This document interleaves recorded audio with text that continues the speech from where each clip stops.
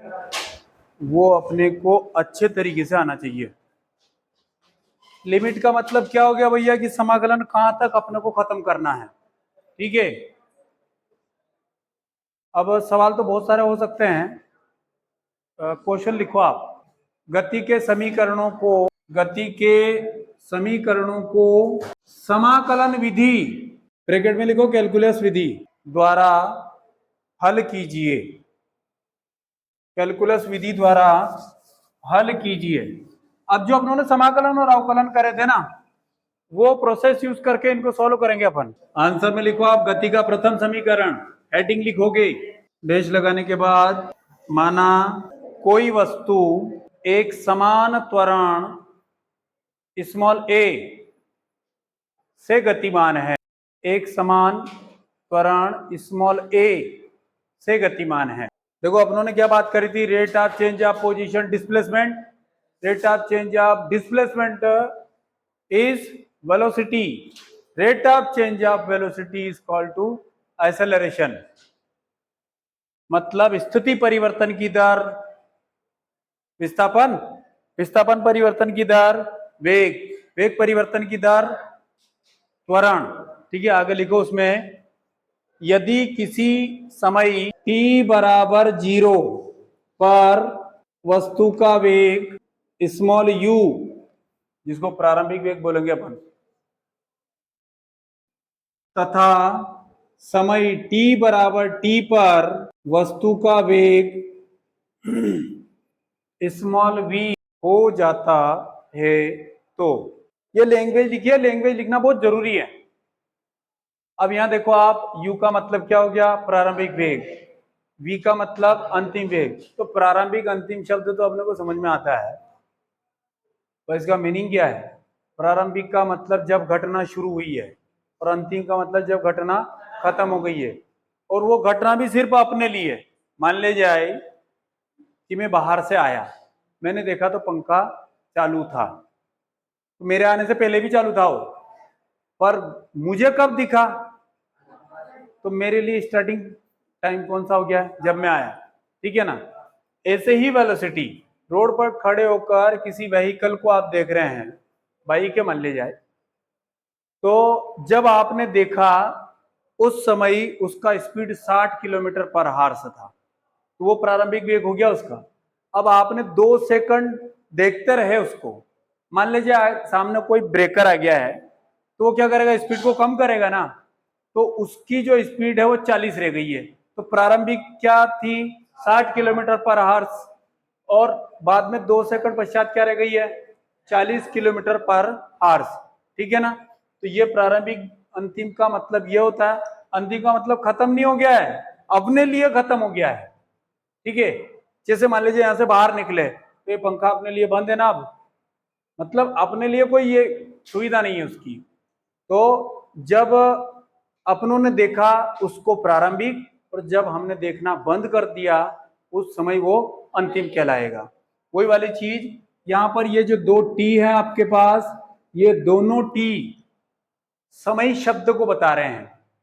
और समय कितना है, 1 पर 0, यानी कि जब घटना शुरू हुई है, और टी मतलब 4 सेकंड, 5 सेकंड, 10 सेकंड, पता नहीं जो भी लगेगा, वो चीज हो जाएगी तब त्वरण से। अब यहां देखो आप, हमारे पास गति का प्रथम समीकरण, first equation of motion of Newton, क्या हो जाएगा। यहां देखें, अभी बात करी थी कि वेग परिवर्तन की दर त्वरण होती है ना, तो यहाँ पे आपके पास वेग परिवर्तन मतलब d, दर मतलब क्या हो गया, dt, और ये है आपके पास त्वरण। dt का मल्टीप्लाई उधर कर दें क्या, जरूरत है अपने को, a इंटू में dt और बराबर में कौन, dv। इसको कोई समीकरण नंबर 1 नाम दें आप। अब अपने को समाकलन विधि यूज करनी। देखो गति के समीकरणों को हल करने की 3 प्रोसेस है।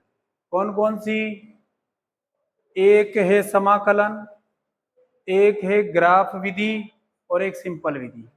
हम केवल समाकलन वाली कर रहे हैं। तो इसमें अपना काम चल जाएगा ज्यादातर। ये चीज हो गई है, जरूरत पड़ेगी तो फिर ग्राफी वगैरह भी करेंगे हम। ये हो गया। यहाँ जो लाइन लिख रहा हूं उसको ध्यान से देखो आप। उपरोक्त समीकरण यानी कि समीकरण 1 का सीमा सहित समाकलन करने पर,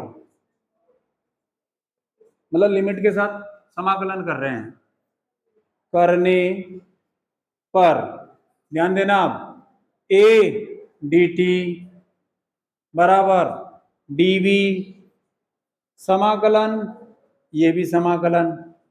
लिमिट में ध्यान दो आप, जिसके साथ डी है वो चर है और जिसके साथ डी नहीं है वो अचर है। तो यहां देखो आप, ए अचर है तो कौन बदल रहा है, समय। तो समय कहां से कहां बदल रहा है, 0 से लेकर टी तक। अरे हाँ के ना, समय कहां से कहां बदल रहा है, 0 से, मतलब घटना शुरू हुई और घटना खत्म हुई। अब यहां देखो आप, ये कौन है, वेग। वेग कहां से शुरू और कहां पर खत्म, यू का मतलब कौन सा वेग, और वी का मतलब, डीवी मतलब वेग परिवर्तन, ठीक है। ए मतलब त्वरण, dt मतलब समय परिवर्तन। ओके हो गया। इसको आगे बढ़ा रहे भैया, ए को बाहर निकालो 0 से, समाकलन से सीख रहे हैं इनको अपन। ये dt हो गया बराबर में, यहां पर आपके पास ये एज इट इज है, इसमें कुछ चेंज करा नहीं है अपन ने। ये dv हो गया है। अब इसी को आगे लिखेंगे अपन। यहां पर फार्मूले देखिए आप, since integration of dx then it will be x। ये समाकलन का फार्मूला है कि नहीं, ये ऊपर अप्लाई होने वाला है। x की जगह क्या गया, t, और यहां भी आ गया, कोई फर्क नहीं रहेगा, सही है। अब यहां पे देखो आप, a यहीं पर, इसका समाकलन करूंगा तो क्या आ जाएगा, ये dx का x आया था तो dt का क्या आएगा, अरे आप बोलोगे तब जाके, dx का x आया तो dt का क्या आएगा, t आएगा। और लिमिट उसके स्थान पर है 0 से लेकर कहां तक, बराबर में, यहां पर dx का x था तो dv का, ये भी हो गया, कहां से लेकर कहां तक।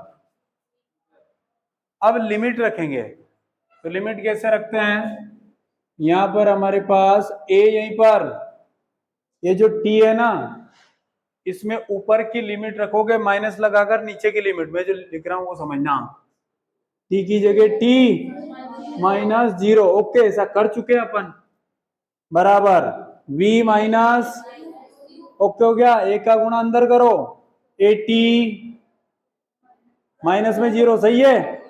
v माइनस में कौन, u को उधर भेजो भैया, तो क्या हो जाएगा, u प्लस में at बराबर में कौन, ये आपके पास गति का प्रथम समीकरण, first equation of motion of Newton, ठीक है ना, जिसको कौन सी मेथड से करा, कैलकुलस मेथड से, इंटीग्रेशन मेथड, समाकलन विधि, ठीक है।